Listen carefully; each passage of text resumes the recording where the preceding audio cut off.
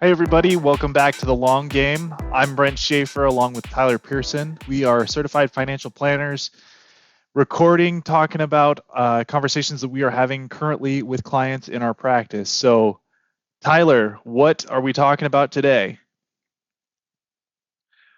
We thought about this long and hard, and we've talked a lot in our previous episodes.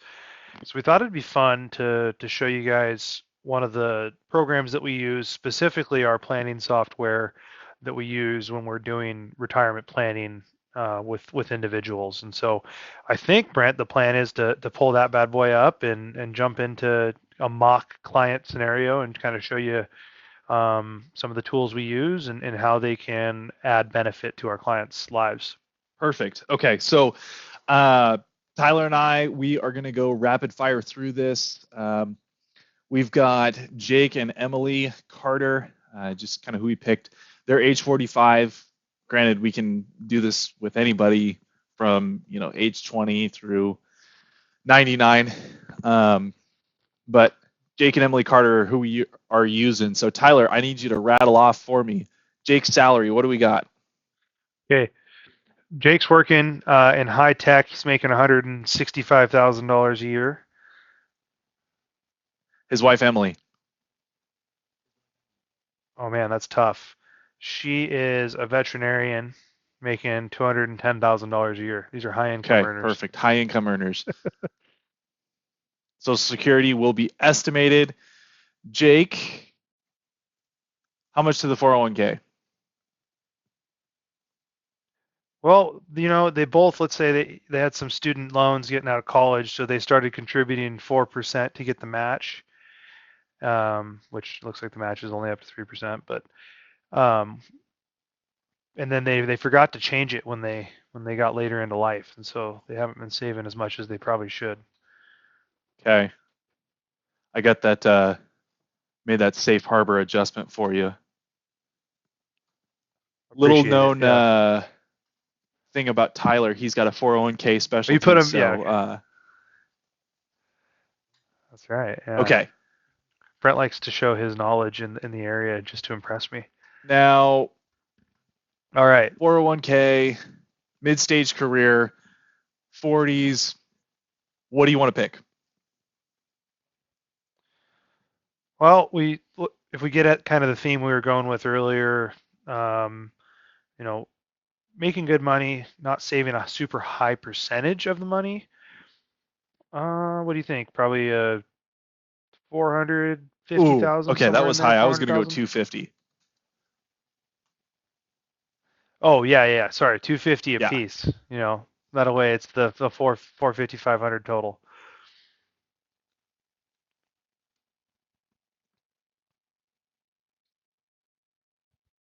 And for simplicity's sake, we're not going to include bank accounts. We're not going to include property. Um, we're going to assume all debts are paid off. All student debts are paid off. There's going to be a mortgage, but in this right capital planning software, I actually like to wrap the mortgage up into their monthly budget because that's just kind of how we think about things anyway. It's, a monthly number rather than, oh yeah, all my lifestyle expenses are $3,000 and then my mortgage is another $3,000. It's like, no, I spend $6,000 a month. So, um, very high level. Anything else that I could add here, Tyler, outside of, getting down into the nitty gritty of, ooh, how much are their cars worth? How much is their house worth? No, I mean I Okay. think you kind of nailed it. When we look at that, it's not a matter of every little detail in terms of assets. It's really just what assets are going to be used for your lifestyle and retirement, and that's the investments. All right. Here's where we get to have a little fun. Monthly expenses All in right, I got to retirement. bust out the calculator. Just, Monthly expenses or in excuse me, retirement. Oh, this is pre-retirement. pre-retirement, My or bad. so assume that they've got a nice home, and clearly they're spending at least a little bit. They've not been saving it all to the 401k. So I don't know. Where do you think we're landing here? Probably somewhere in the $20,000 range. 20 might be a little high. I feel like 20's high, 15's Yeah, I think low. Let's go 15. 18. Okay. All right.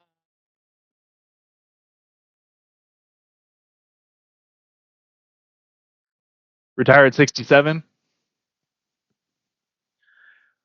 I always like to start baseline 65. All right. They're millennials anyway. They don't want to work It's like forever. barking out orders. No.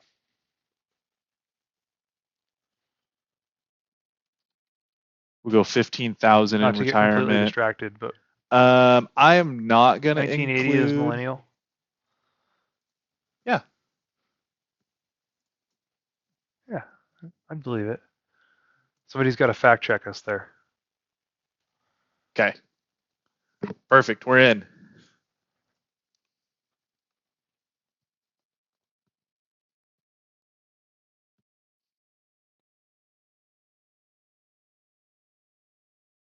And again, for the Beautiful. people watching, this is super high level, just kind of quick and to the point.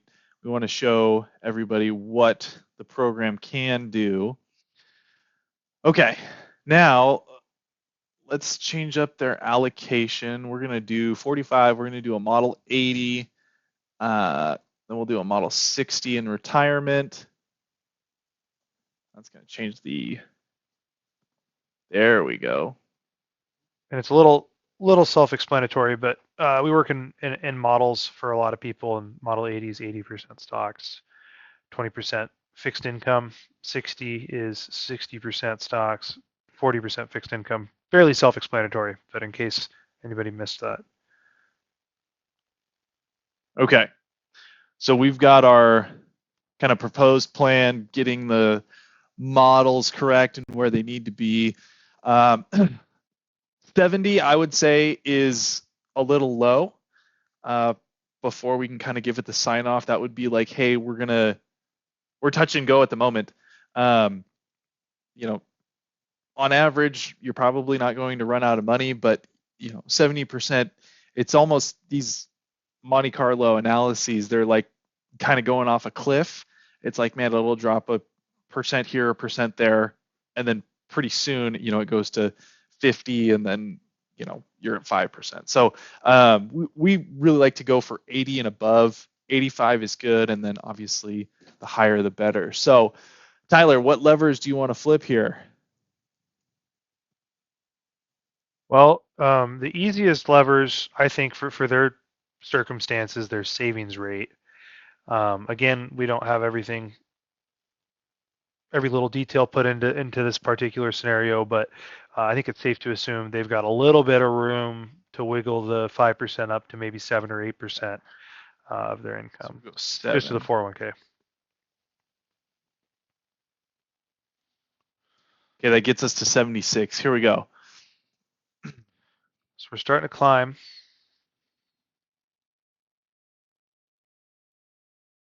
Now for 2026, we've got income of 375, expenses of 216,000, tax payment of about 108, plan saving of 18,000. Right Capital is a cash flow based software, so essentially like it won't save any dollars that aren't earned. And typically, when dealing with clients, you know, they're we kind of take that default or the conservative approach on, if it's not designated towards spending or towards saving, it's going to be spent. This program allows us to do that. So we've got about 30,000 here, 32,000 that we can save. So we can just keep ratcheting up that. Math on the fly. Okay, so we're gonna go 10, and Emily's gonna go 11. She's gonna be the overachiever.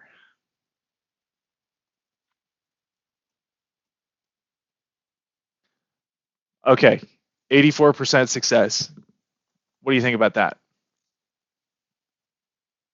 Yeah, well, we've broken, I think, our floor where we feel comfortable, which is the 80%.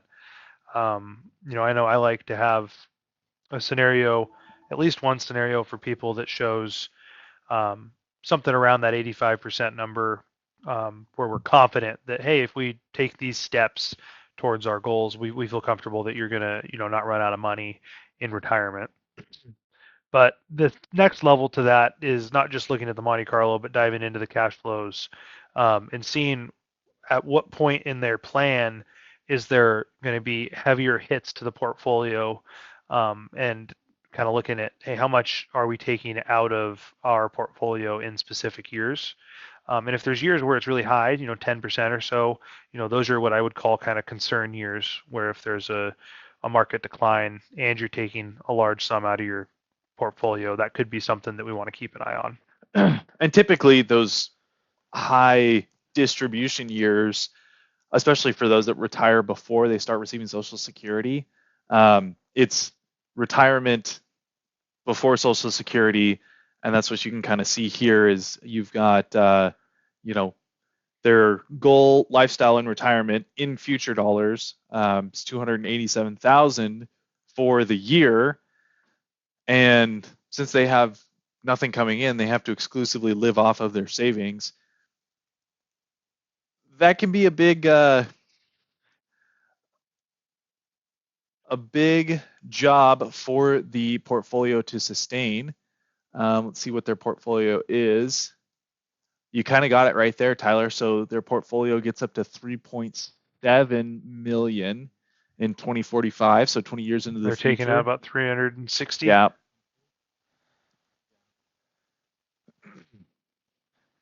Okay. Yeah, so you can see, that's just one of the places we're looking. They're early to be looking at Social Security planning, but say this was 20 years in the future and we were going through this plan and we saw something similar. These are the kinds of things that weigh into the other decisions that they're going to be making come retirement time.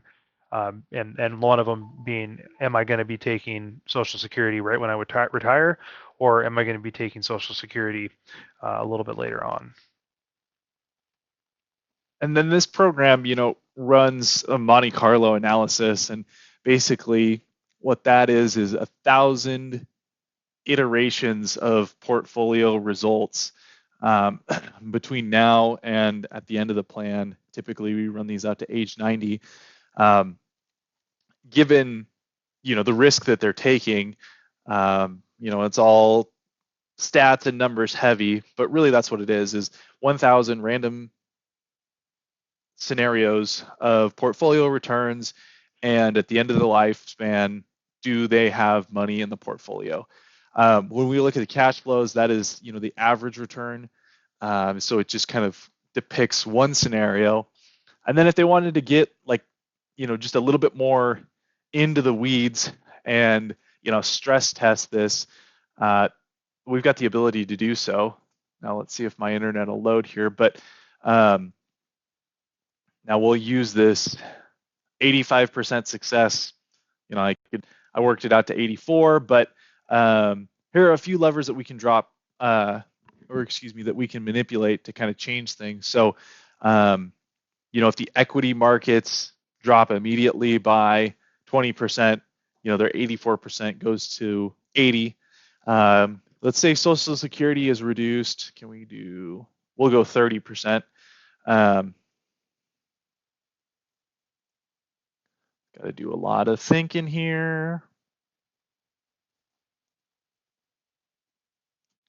Social Security benefits are reduced. The trust goes out of funding and nothing ever happens. Their 84% drops to 75. So, there's just a variety of things that we can also tack on to this analysis that can further stress test it. And how do you get around this? Really, we've got a few options. We can work longer, live off of less, save more. But, at the end of the day, it's kind of all the same. We're working towards financial independence. Yeah. Well, and I think one of the things I wanted to touch on, is obviously this example client is 40. They're 45 years old, and I think a lot of people, in their mid to late 30s, early 40s, are kind of in that boat of, do I need to work with a financial advisor? Do I want to have some retirement planning done, or am I too young? Am I not, Is it not worth it for me? Is it not worth it for the advisor yet? But like you said, there's only so many things you can do to change your outlook for retirement, but you have a lot more flexibility when you're 45 than you do when you're 65 and you want to retire in a couple of years. Because at that point, saving is going to have less of an impact as working longer or spending less. And so it's always good meeting with people in their 30s and 40s and kind of setting them on the right track, and then just reconvening every couple of years to make sure that they're continuing to stay the course. Yeah, time is the best asset when it comes to just getting ready for retirement. It can be a little intensive, exhausting, sitting down and planning and doing all of those things, but those slight adjustments, increasing contributions to your 401k, even if it's by a percentage, we were able to make a big difference there. I guess the one thing I did want to point out is we can also put together an Armageddon scenario, if you will, where all of the markets drop, Social Security is reduced, we've got higher inflation, lower asset return, higher taxes, we live longer, and healthcare costs are higher. Granted, things don't look very well for our couple here. We end up with a 7% return, but we do have the ability to kind of combine these things together. So, gosh, I know I have fun. We're gonna have our editor put in like so you're saying there's a chance right there, where it's 7.2%. Sorry, that's stupid, but I cut you off. I just have fun running these scenarios for people and mapping them out. Oh, what if it's 67? Oh, what if it's 65, 62, 10,000 a month, this, that, and the other, to really, paint a clear picture, because having, even if it's bad news, having the knowledge of just where you stand, I think that speaks volumes. No, absolutely. Well, I don't want to beat the subject to death. I think we kind of gave a good little demo of what we have going on, and this is just one of the many tools we use as we're meeting with clients and walking through the financial planning process. But it's certainly one of the most fun things for us to do as advisors, and honestly, I think it's probably one of the more fun meetings for a lot of clients as well. And certainly the most enlightening in the sense of, hey, am I on track or am I not? That's a big question that most people have, and so always happy to help people in that area. That was a great way to wrap it up. I think next time let's go through. I love doing tax planning. Let's go through just kind of a Roth conversion analysis. What do you think about that? Oh yeah, I think your average person would just be like stoked on Roth conversion analysis. But I think it is. I think it'll be an interesting topic. Paying low taxes. I don't know who doesn't want to hear about that, but I don't know anybody that wants to pay more. All righty, Tyler. Well, thank you. Appreciate it. Hope you don't have decision fatigue Anytime. from all of the, mock income numbers that we had to put in there. But yeah, I should have thought through that before. I just hopped on the call and was like, okay, let's plug numbers in. I think we did good for a high income earning middle-aged couple. I think so. All right, everybody. Not to talk it to death. We'll leave it here, and we'll catch you later.